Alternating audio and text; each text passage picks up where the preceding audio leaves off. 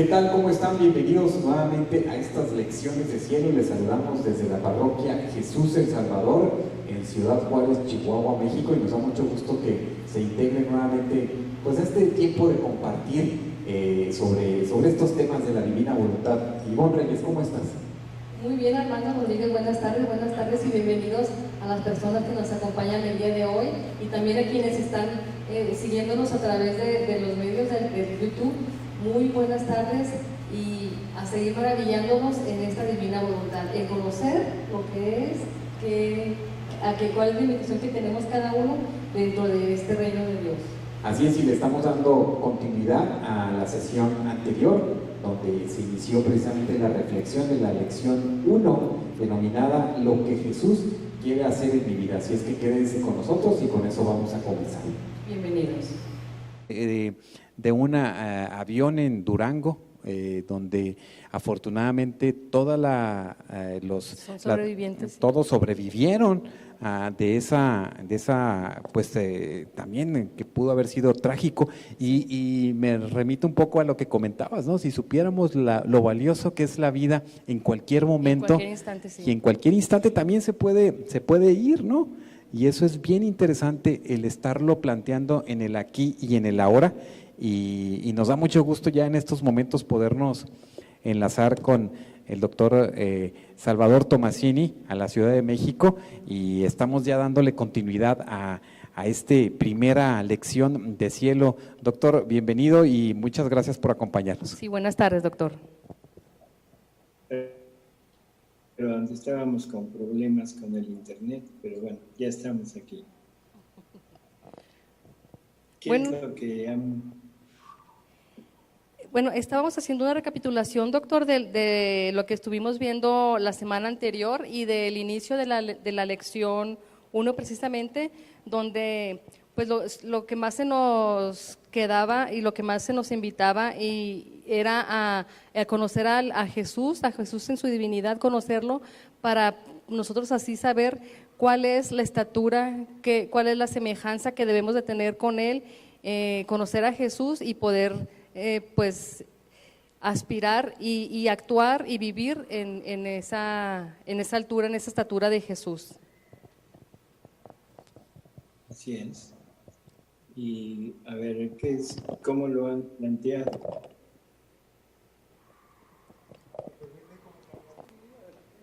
Sí, nos dejó una tarea, ver el número 260 del Catecismo. Así es. ¿Y a qué conclusión llegan? ¿Me permite leer algunas líneas? Dice: el fin último de toda la economía divina es la entrada de las criaturas en la unidad perfecta de la bienaventurada Trinidad. Pero desde ahora somos llamados a ser habilitados por la Santísima Trinidad. Entre comillas, si alguno me ama, dice el Señor, guardará mi palabra y mi Padre le amará y vendremos a Él y haremos morada en Él. Juan 14:23.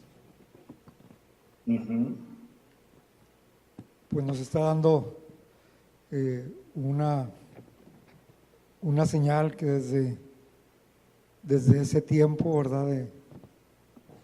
Está escrito en los evangelios. Ellos prácticamente hicieron la invitación a los humanos, ¿verdad? Para avisándoles que si lo amamos, ¿verdad? Pues guarda mi palabra, mi Padre le amará, vendremos a Él y haremos morada en Él. O sea, algo de lo que es lo elemental del reino de divina voluntad, ¿verdad? Así lo entiendo yo. Así es. O sea, si nos fijamos, prácticamente ya toda la doctrina de la Iglesia ya la tenía contemplado. Pero ahora, ¿qué quiere decir este artículo? ¿Por qué es importante? O sea, la unión, la unidad perfecta con la Santísima Trinidad. ¿Qué nos da a entender? O sea, que debemos ser exactamente uno con ella. Tener los mismos atributos que tiene el Padre, tener los mismos atributos que tiene el Hijo y tener los mismos atributos que tiene el Espíritu Santo. O sea, la voluntad, la inteligencia y la memoria.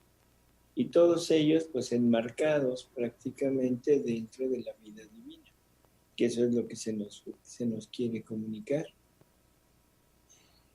Por lo tanto, vamos a ver qué es lo que Jesús, quiere hacer primero con Luisa y después con nosotros.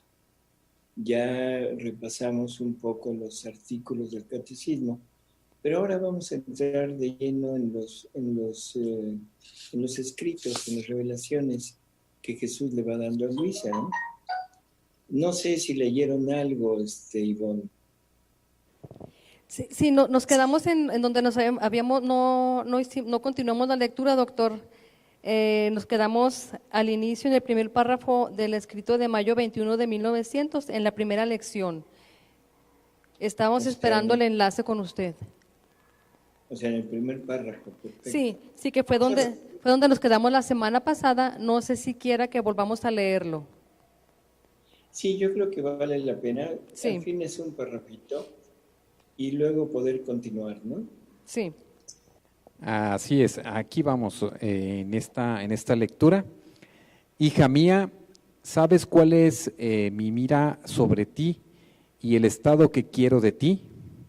Y deteniéndose un poco ha agregado, la mira que tengo sobre ti no es de cosas prodigiosas y de tantas otras cosas que podría obrar en ti para mostrar mi obra, sino que mi mira es absorberte en mi voluntad y hacerte una sola cosa en ella y hacer de ti un ejemplo perfecto de uniformidad de tu querer con el mío.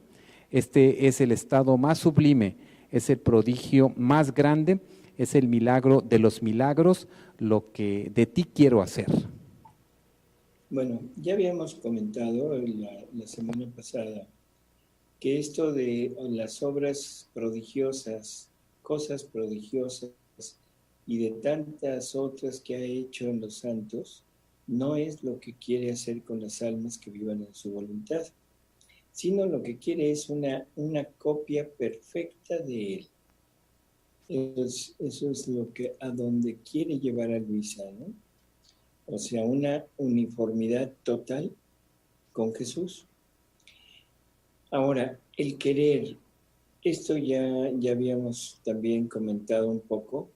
La palabra querer en los escritos de Luisa está representando el acto de la criatura cuando va con minúscula o se refiere a nosotros, y el querer con mayúscula, que es cuando se refiere al acto de Dios, el acto único de Dios. Entonces, si nos fijamos, dice uniformidad de tu querer con el mío. O sea, nos quieren comunicar su vida y por lo tanto también sus obras. No puede haber una vida en la que no existan las obras de esa vida, porque si no, pues no habría realmente una unidad y no habría una vida completa. Así que también, aparte de tener la vida de Dios en nosotros, debemos llegar a tener una unidad en obras. O sea, las mismas obras de ellos ahora deben estar o deben pertenecer también a la criatura. Por eso es que dice que es el prodigio más grande y que es el milagro de los milagros. Porque el comunicarle a una criatura todo lo que Él es y todo lo que Él ha hecho, pues realmente es lo más grande que Dios puede hacer. A ver, seguimos, Hernando. Continuamos, hija mía, para llegar perfectamente a ser uno nuestro querer, el alma debe volverse invisible, debe imitarme a mí, que mientras lleno el mundo con tenerlos absorbido, discúlpame, que mientras lleno el mundo con tenerlo absorbido en mí, con no quedar absorbido en él, me vuelvo invisible y de ninguno me dejo ver. Esto significa que no hay ninguna materia en mí, sino que todo es purísimo espíritu. Y si en mi humanidad asumida tomé la materia, fue para asemejarse en todo al hombre y darle un ejemplo perfectísimo de cómo espiritualizar esta misma materia. Entonces el alma debe espiritualizar todo y llegar a volverse invisible para poder hacer fácilmente su voluntad con mi voluntad, porque lo que es invisible puede ser absorbido en otro objeto. De dos objetos con los que se quiera formar uno solo, es necesario que uno pierda la propia forma. De otra manera, jamás se llegaría a formar un solo ser. Bueno, aquí esto es necesario poderlo entender perfectamente. El hombre, cuando fue formado en una unidad total con Dios.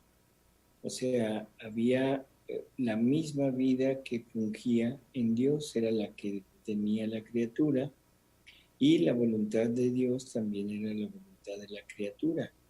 Por lo tanto, todo lo que la persona hacía, Adán, era obra divina. Y todo lo que Dios hacía se lo comunicaba al hombre. Por lo tanto, el hombre no tenía más que obras divinas. Todo lo que él hacía humanamente hablando, o sea, el caminar, el comer, el ver, el oír, el hablar, todo lo que hacía, como era dirigido por la voluntad divina, en realidad eran actos de Dios en la criatura. O sea, prácticamente era Dios en la criatura y en ese momento el acto de la criatura, aunque material, se volvía acto divino. Eso es lo que nos está queriendo decir aquí. Debemos de desaparecer prácticamente. Debemos ser invisibles. ¿Y qué quiere decir ser invisible? Que no se vea nada de nosotros, sino que todo lo que se vea sea de Dios. Que todos los actos, que todo lo que hagamos, que todo lo que pensemos, digamos, sea parte de Dios. Por lo tanto, que no haya en absoluto ninguna obra humana para que no aparezca la criatura y eso nos separaría de Dios. Entonces, ahora Jesús le viene a decir a Luisa, si tú llegaras a esto, si tú llegas a tener mi voluntad como vida, mi voluntad contiene todo, contiene todas las gracias, contiene todos los dones, contiene todo el bien que puede existir.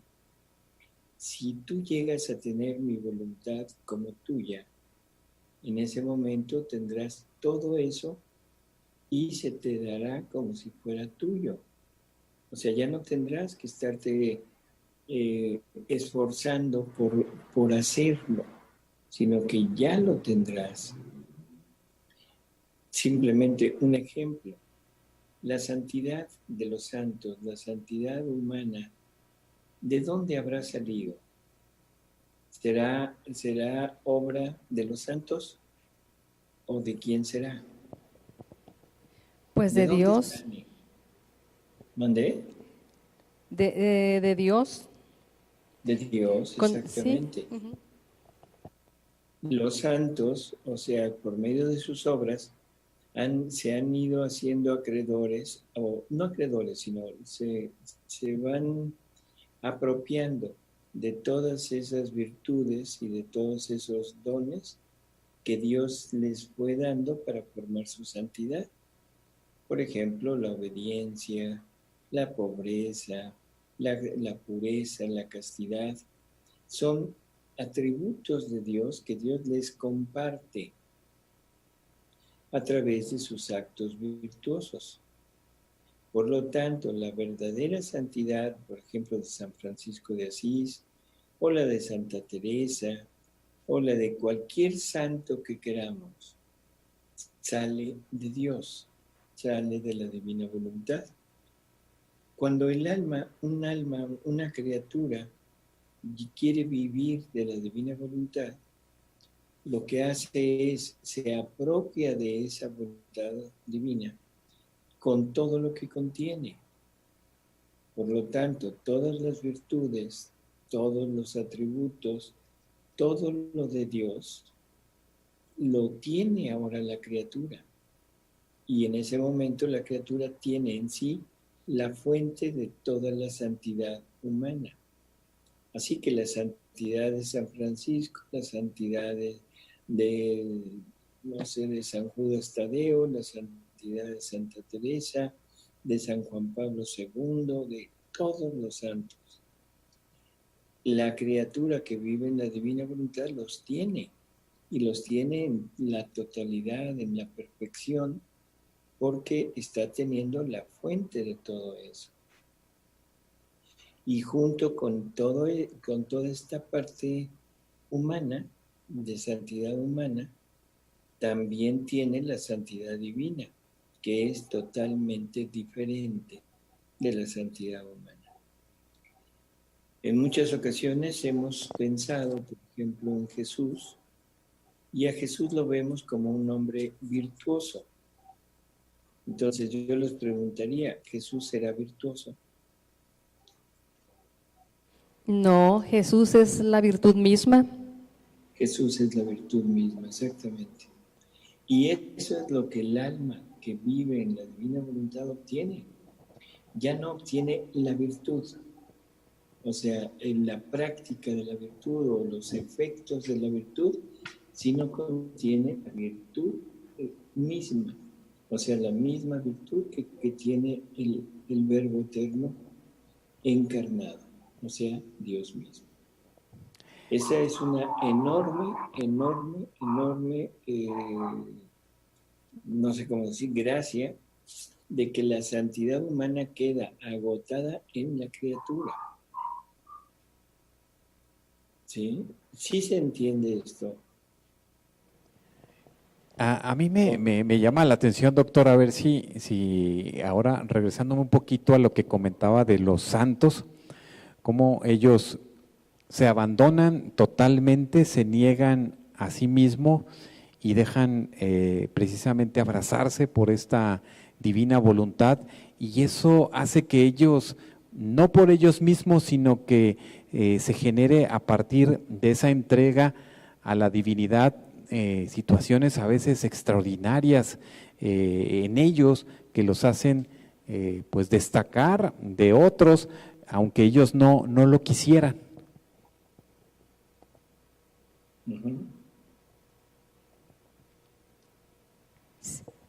Sí, bueno, ahí está hablando en sí de la santidad humana, ¿verdad? Que hay muchos santos a lo largo de nuestra iglesia, a lo largo de los siglos, pero pues ahora lo interesante va a ser poder conocer la santidad que se nos está invitando, la santidad divina, que como leíamos, ¿verdad? Es distinta de la santidad humana. Por eso, pero dentro de esto, o sea, ahorita yo lo que quisiera que quedara claro, porque la santidad divina es infinitamente superior a la santidad humana. Si nos fijamos lo que dice aquí, que si como la divina voluntad contiene todo el bien que puede haber, si el alma vive con esta voluntad y la toma como propia, dice, vendrías a retener todos los bienes, todos los dones, todas las gracias. ¿De qué está hablando? Todo lo que puede dar, todo lo que puede salir de la voluntad divina, la criatura que vive en esta divina voluntad lo contiene, lo retiene en sí misma y entonces se le aplica todo lo que eso tiene. Por lo tanto, la santidad de la pobreza, la santidad de la obediencia, la santidad de la pureza, la santidad de los predicadores, la santidad de los misioneros, la santidad que será del Padre Pío, todo eso que es propiedad de la divina voluntad, ahora el alma que tiene a esta voluntad divina, tiene todos esos dones, esas gracias, todo eso lo tiene como propio y por lo tanto ya tiene la santidad de todos los santos, pero en modo perfecto, no porque lo haya logrado por la práctica de la virtud, sino porque lo logra por la disposición de vivir en divina voluntad.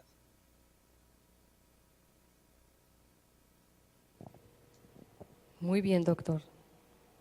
Sí, Sí, las personas se entiende,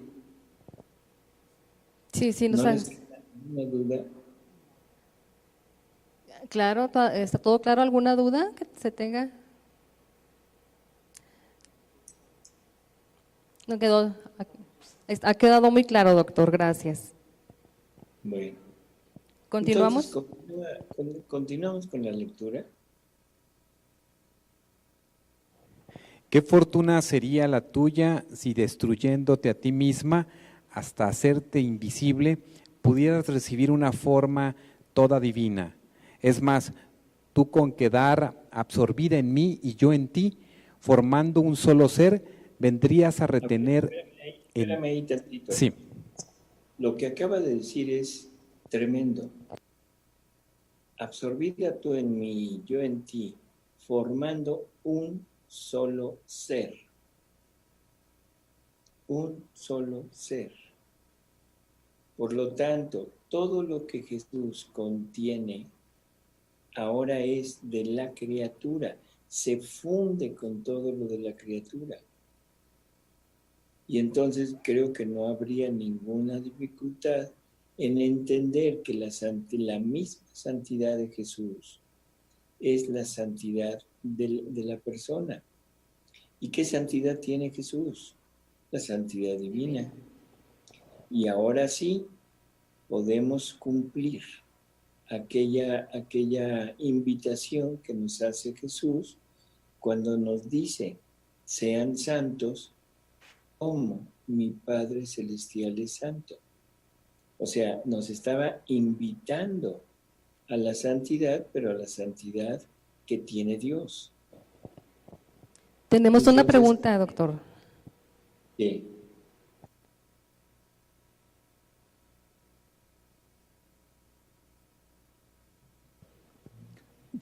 Bueno, ¿cómo hay que entender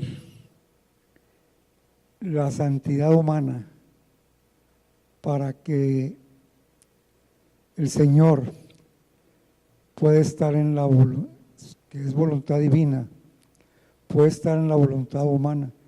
O si,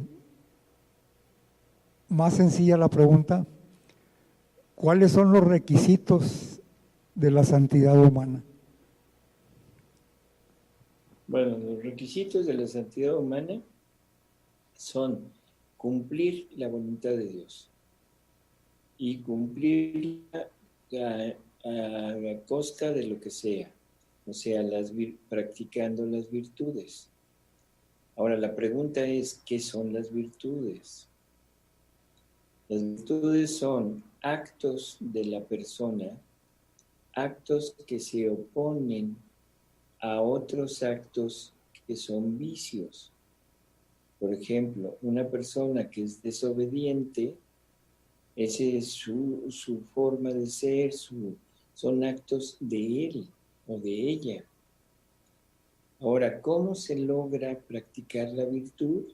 Simplemente con otro acto humano, otro acto de la voluntad, forzándose para quitar la desobediencia y volverse obediente.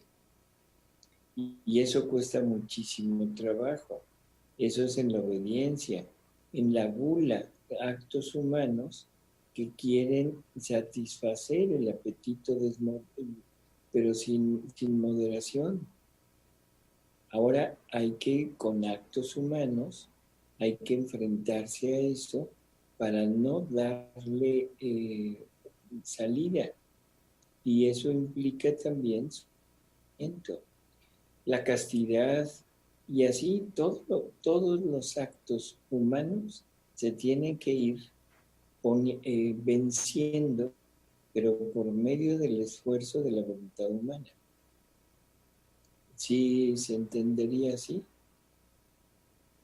Bueno, entonces, las virtudes son producto de un esfuerzo de la voluntad humana al estar oponiéndose a la tendencia hacia el malo. Por eso se llama santidad humana. Y cuando llegan al heroísmo en su práctica, ¿qué quiere decir el heroísmo? Es lo que la Iglesia tiene que juzgar en las personas que están propuestas para ser beatas o ser santas. Tiene que juzgar si llevó una vida virtuosa, pero una vida virtuosa llevada con heroísmo, que se sacrificó todo y por todo. Y tenemos ejemplos de santos que se flagelaron para domar sus instintos, de santos que se revolcaron en matorrales de espinas, también cuando sentían el estímulo de hacer algo en contra de Dios. Ellos se desnudaban y se daban en espina o se rodaban en nieve. O sea que hacían grandes sacrificios para lograrlo. Esa es la voluntad humana, esa es la santidad humana. Pero la gracia salía por medio del esfuerzo de ellos, y Dios les daba esa gracia para que ellos la tuvieran ya como propia. Pero tenía que ser a base del esfuerzo. Ahora, el alma que vive en la divina voluntad, el punto del esfuerzo del alma no es en practicar la virtud, sino en estar siempre atento a darle vida a la divina voluntad en ella. Ahora el esfuerzo continúa, pero cambia. Ya no es el esfuerzo por hacer la virtud, sino el esfuerzo por mantenerse totalmente en la divina voluntad y dándole salida a la divina voluntad en todos sus actos.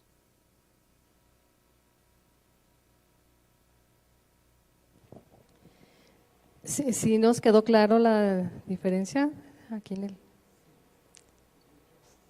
Muy bien, sí, que vemos que el esfuerzo es distinto, el esfuerzo humano se queda un tanto atrás que lo que se nos ofrece en la santidad divina. Totalmente, ¿verdad? ¿Continuamos, doctor, o nos va a comentar algo más? No, continuamos. Muy bien, aquí retomamos. Es más, tú con quedar absorbida en mí y yo en ti, formando un solo ser, vendrías a retener en ti la fuente divina, como mi voluntad contiene todo el bien que puede existir. Vendrías a retener todos los bienes, todos los dones, todas las gracias, y no tendrías que buscarlos en otra parte, sino en ti misma. Y si las virtudes no tienen confines, estando en mi voluntad, la criatura puede llegar a encontrar su término porque mi voluntad hace llegar a adquirir las virtudes más heroicas y más sublimes que la criatura por sí sola no puede superar. Es más o menos lo que estuvimos comentando, ¿no? O sea, seguimos. En tanto la altura de la perfección del alma deshecha en mi querer, que No, espérame, no es en tanto, sino es tanta. correcto. Es tanta la altura de la perfección del alma deshecha en mi querer que llega a obrar como Dios. Y Ahí, es, espérame. ok. O sea, la grandeza de vivir en esta voluntad es que obrando la voluntad divina en la criatura, se está llegando a la igualdad de obras. Lo que igual que obra Dios, así obra la criatura. O sea, es tanta la altura de la perfección del alma deshecha en mi querer que llega a obrar como Dios. ¿Sí? Esto es increíble. Y luego me voy a adelantar tantito, porque dice, y esto no es de asombrar, porque generalmente nosotros podríamos asombrarnos o podríamos escandalizarnos por lo que se está diciendo. Que yo más bien pienso que es escandalizable esto. Es escandalizante el decir que la criatura, que cualquiera de nosotros puede obrar como Dios. Bueno, pero aquí, ¿qué nos están diciendo? Que siendo la voluntad divina la que obra, ahora no es la criatura la que llega a ser como Dios o a obrar como Dios, sino que a través de esta voluntad es ella obrando en nosotros. Ahora el acto se vuelve divino, pero sale desde una criatura. Es como cuando el sacerdote consagra. Un sacerdote consagrando, el que consagra no es el sacerdote, el que consagra es Jesús. Jesús, en ese momento, el sacerdote es Jesús. Y todo el acto humano, el acto de poner la hostia, de elevarla, de repetir las palabras de Jesús en la consagración, todo eso le toca al sacerdote. Pero a través de ese acto, Dios pone su acto y por eso es que la hostia y el vino se convierten en el cuerpo, en la sangre, en el alma y en la divinidad de Jesús. Ahí está Jesús. Dentro de un acto humano, Dios realiza un acto divino. Ahora, lo mismo está queriendo hacer en la criatura que vive en su voluntad, porque la divina voluntad es la que tiene esa capacidad de poder desarrollar a través del acto de la criatura el acto de Dios. No sé si esto queda claro. Esto debe quedar perfectamente entendido, porque si no se generan muchas dudas o puede generar conflicto en nosotros. Y algo que les debo recordar, no estamos hablando nada más de la revelación a Luisa Picarreta, porque todo esto lo enmarcamos en las pláticas anteriores, en el catecismo de la Iglesia. Y aquí no hay nada que esté diciendo que no esté en el catecismo. Por lo tanto, es doctrina de la Iglesia el que el hombre tiene que llegar a ser divino. El problema es que no se había dado esta apertura, no se había todavía encontrado la manera, porque Dios no había decidido abrirlo.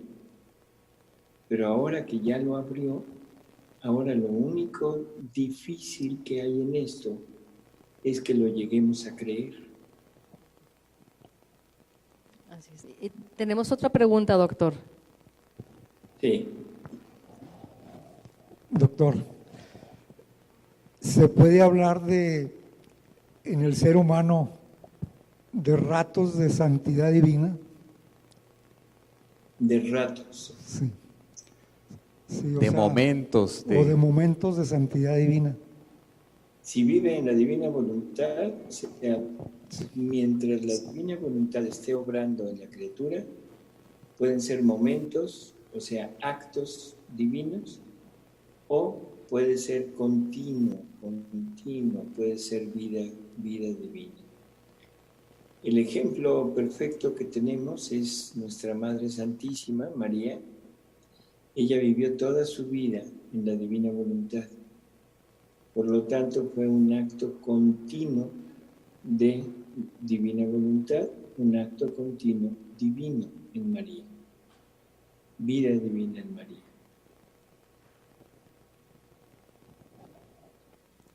¿Ustedes piensan que la santidad de María sea igual a la santidad de los santos?